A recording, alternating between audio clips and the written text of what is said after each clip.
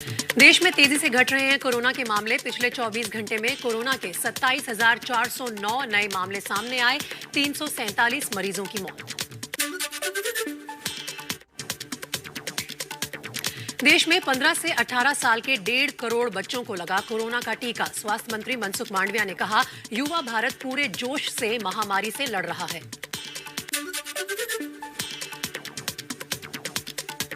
Physical classes शुरू करने की मांग को लेकर अलीगढ़ मुस्लिम विश्वविद्यालय के छात्रों का प्रदर्शन। कोरोना मामलों में कमी आने के बाद भी छात्रों ने की ऑफलाइन क्लास शुरू करने की मांग।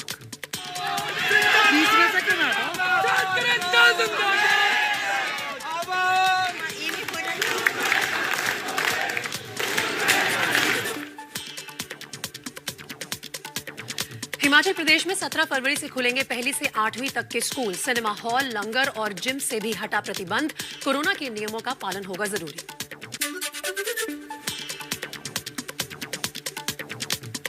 पश्चिम बंगाल सरकार का कल से अंतर्राष्ट्रीय उड़ानों से सभी प्रतिबंध हटाने का फैसला। राज्य में सभी स्कूल खोलने की भी इजाजत।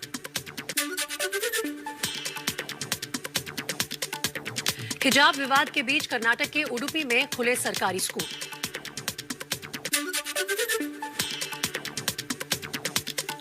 असम के गुवाहाटी में हटाई गई कोरोना की पाबंदियां। पटरी पर लौट रहा है आम जनजीवन। वैक्सीन नहीं लेने वालों के लिए सार्वजनिक जगहों पर जारी रहेगी पाबंदी।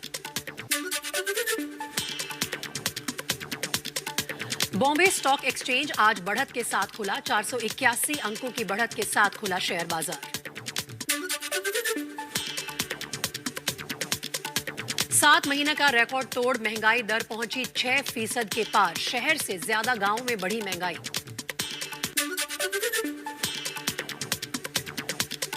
कल वैलेंटाइंस डे के मौके पर ताजमहल में दिखा लोगों का उत्साह। हजारों की संख्या में लोग ताज का दीदार करने पहुंचे। आज हमारा एक सरप्राइज विजिट भी था वैलेंटाइन डे के ऊपर, और हमारा आज रुका भी हुआ था, तो मैंने अपनी वाइफ को एज ए गिफ्ट के तौर पे मैंने लेकर के आया था।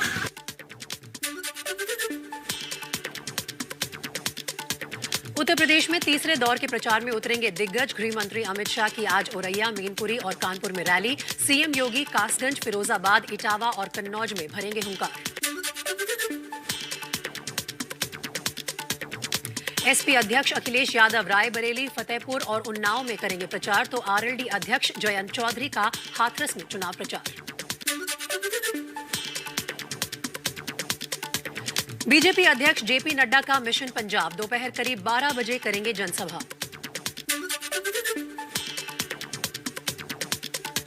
कांग्रेस नेता राहुल गांधी भी आज पंजाब में दिखाएंगे दम। पटियाला, मानसा और बरनाला में करेंगे रैलियां।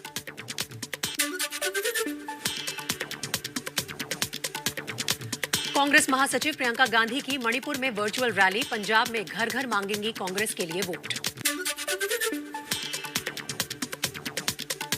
हिजाब पर विवाद जारी। कर्नाटक हाईकोर्ट में आज दोपहर 2:30 बजे फिर होगी सुनवाई।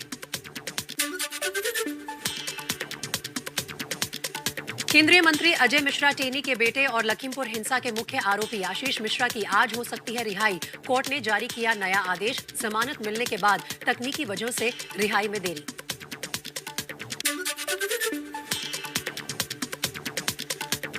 चारा घोटाला में सीबीआई की विशेष अदालत आज डोरंडा ट्रेजरी मामले में सुनाएगी फैसला। लालू यादव दोषी पाए गए तो फिर हो सकती है जेल।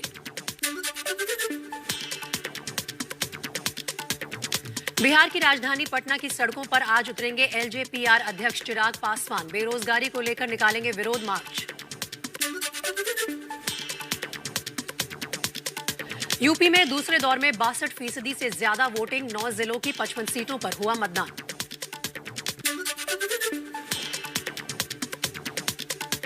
ईवीएम में कैद हुई उत्तराखंड और गोवा की किस्मत। उत्तराखंड में 62% से ज्यादा तो गोवा में 79% वोटिंग। गोवा में 2017 के मुकाबले 3% कम वोटिंग।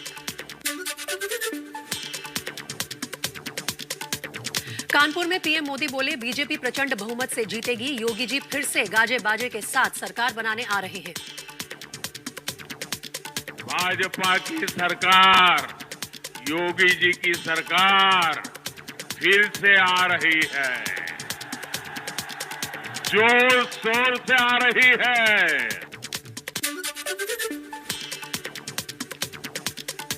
कानपुर देहात की रैली में पीएम मोदी ने अखिलेश जयंत पर साधा निशाना। कहा, जो हर चुनाव में लाते हैं नया साथी, उन पर भरोसा नहीं किया जा सकता। हर चुनाव में जिस साथी को लाते हैं उसको भी धक्का मार करके निकाल देते हैं।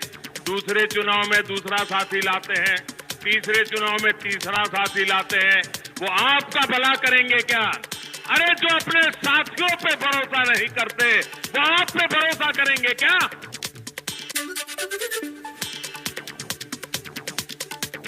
कानपुर देहात की रैली में सीएम योगी ने भी अखिलेश यादव पर निशाना साधा। कहा, सिर्फ नाम समाजवादी है, सोच परिवारवादी और काम तमंचावादी।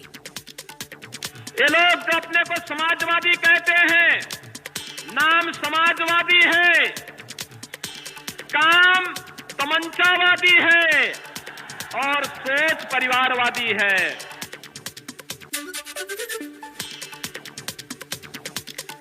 झांसी में अखिलेश यादव का सीएम योगी पर हमला। कहा, गर्मी की बात करने वाले पहले चरण के बाद ठंडे पड़ गए हैं। जब से पहले चरण का बोर्ड पड़ा है, भारतीय जनता पार्टी के नेता कार्यकर्ता ठंडे पड़ गए हैं। ये गर्मी निकाल रहे हैं। हम लोग फौज में और पुलिस में भर्ती निकाल करके नौजवानों को नौकरी देने का काम करेंगे।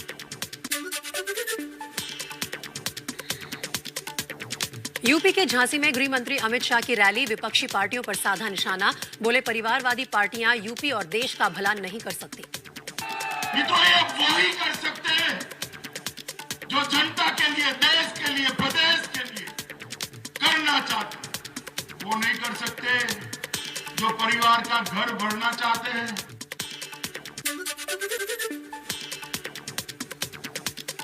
झांसी में अखिलेश यादव का बयान। समाजवादी पार्टी की सरकार बनी तो गरीबों को पौष्टिक आहार, घी और सरसों का तेल देंगे। ओपी राजभर की पार्टी ने चुनाव आयोग को लिखी चिट्ठी। वाराणसी की शिवपुरी सीट से नामांकन के दौरान हमले का लगाया आरोप। डीएम और पुलिस आयुक्त को हटाने की मांग की। ये योगी जी ने भेजा था।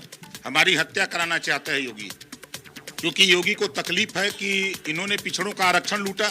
उसका खुलासा हमने बार बार आप लोगों के माध्यम से बराबर करता रहा।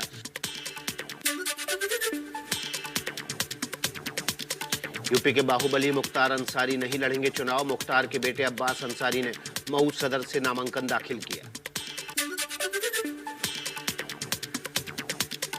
बीजेपी सांसद ब्रजभूषण शरण सिंह की ओवैसी ने ओवैसी को बताया भगवान राम का वंशज। बोले, वो क्षत्रिय है।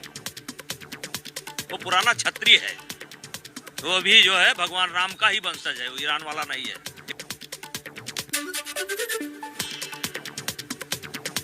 सुरक्षा में चूक के बाद पंजाब के जालंधर में पीएम मोदी ने की पहली रैली। कहा, त्रिपुर मालिनी देवी की पूजा करना चाहता था लेकिन पंजाब पुलिस व्यवस्था नहीं करवाई।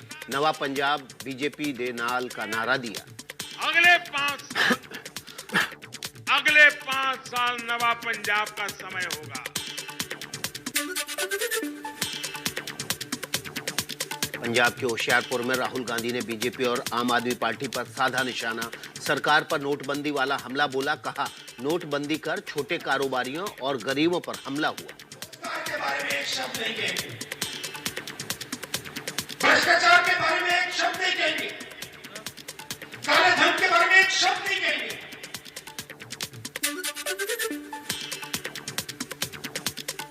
होशियारपुर में राहुल गांधी की रैली में शामिल नहीं हो पाए सीएम चन्नी। पीएम मोदी के कार्यक्रम की वजह से चन्नी के हेलीकॉप्टर को लैंडिंग की नहीं मिली थी इजाजत।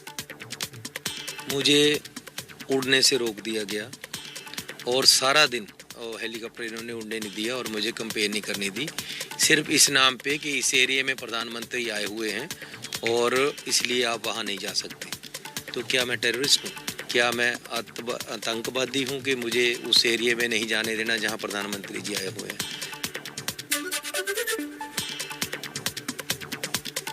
पंजाब के सीएम चरणजीत सिंह चन्नी से एबीपी न्यूज की खास बातचीत। अरविंद केजरीवाल के बाहरी होने का उठाया मुद्दा। ये बाहर से आकर जो कब्जा करना चाहते हैं पंजाब पे, बंदा बिल्कुल मकार है और झूठा है, एक नंबर का। पहले झूठ बोलता है, बाद में माफी मांग लेता है, इसकी कोई बात नहीं है।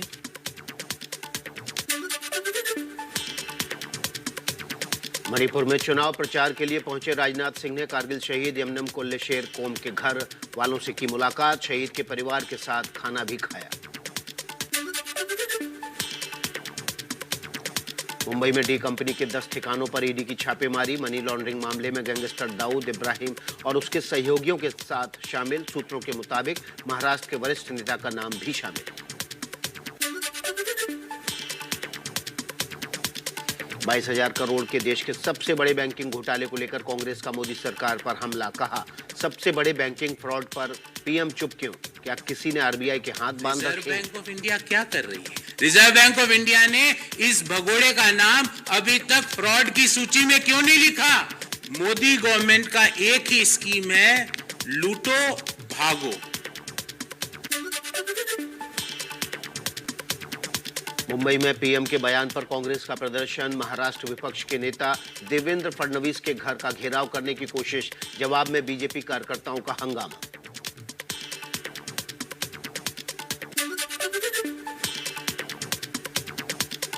खुद पर लगे आरोपों को लेकर शिवसेना सांसद संजय राउत का दावा, बोले अगले कुछ दिन में बीजेपी के कई लोग जेल जाएंगे, हमने बर्दाश्त किया, हम भी बर्दाश्त करेंगे। एक मर्यादा होती है राजनीति में, वो मर्यादा आप खो चुके हो।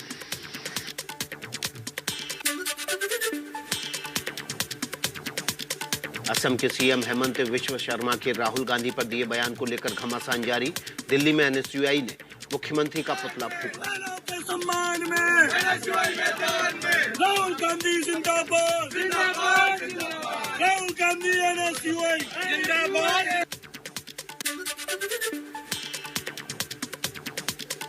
लावण्या केस की सीबीआई जांच रोकने से सुप्रीम कोर्ट का इंकार, स्कूल पर धर्म परिवर्तन का दबाव बनाने का आरोप लगाकर छात्रा ने की थी आत्महत्या।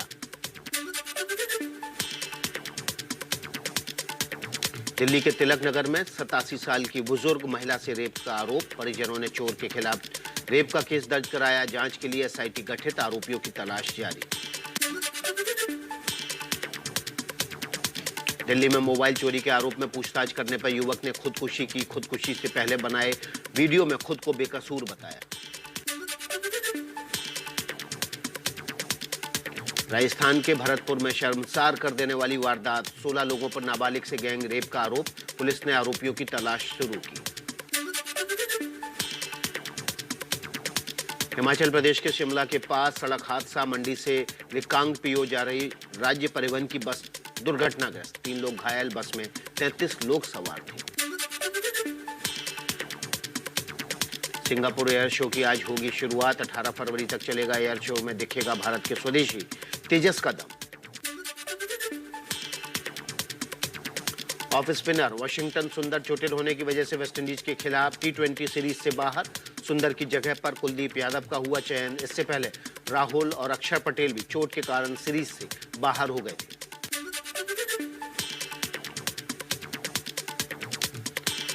केएल राहुल के सीरीज से बाहर होने के बाद बीसीसीआई ने ऋषभ पंत को टी20 में उपकप्तान की जिम्मेदारी सौंपी।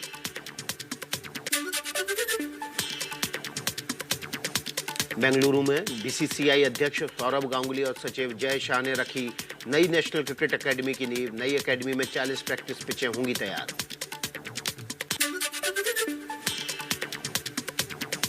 प्रो कबड्डी लीग में यूपी योद्धा की दबंग दिल्ली पर 44 से 28 की शानदार जीत, अंक तालिका में तीसरे नंबर पर पहुंचे यूपी योद्धा पटना पायरेट्स ने तेलुगु पायरेट्स को 38-30 से हराकर सेमीफाइनल में पहुंचाया।